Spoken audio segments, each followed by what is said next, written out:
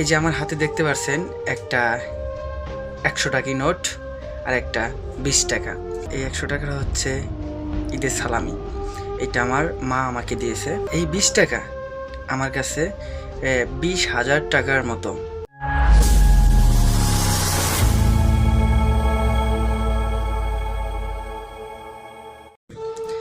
আসসালামু আলাইকুম, আশা করি আপনারা সকলে ভালো আছেন। তো আমি আপনাদের সাথে অনেক ধরনের ভিডিও করি এবং ভিডিওটা শেয়ার করি আপনাদের সাথে আমার ইউটিউব চ্যানেল এবং ফেসবুক পেজে।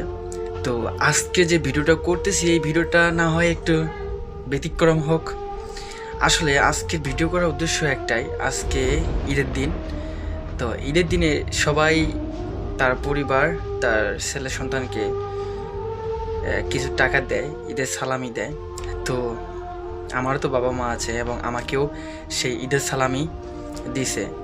তো এই যে আমার হাতে দেখতে পাচ্ছেন একটা ১০০ টাকি নোট আর একটা ২০ টাকা। আসলে এই ভিডিওটায় এই ১০০ টাকা আর এই ২০ টাকা নিয়েই। তো আমার হাতে যে এই ১০০ টাকা দেখতে পাচ্ছেন, এই ১০০ টাকাটা হচ্ছে ঈদের সালামি। এটা আমার মা আমাকে দিয়েছে এবং তার সাথে এই যে ২০ টাকাটা যে দেখতে পাচ্ছেন, এই যে ২০ টাকা, এই ২০ টাকাটা এইটা দিছে আমার দাদা। তো আসলে এই ২০ টাকা আমার কাছে ২০,০০০ টাকার মতো। কেননা যে বয়সে টাকা আমার দাদাকে দেওয়া দরকার, সেই বয়সে দাদা আমাকে এই আজকে ঈদের দিনে আমাকে ২০ টাকা সালামি দিয়েছে। এই কারণে আমি বলবো যে এই ২০ টাকা আমার কাছে ২০,০০০ টাকার মতো। আসলে আমার দাদার অনেক বয়স হয়েছে, আসলে উনি কাজ করতে পারে না,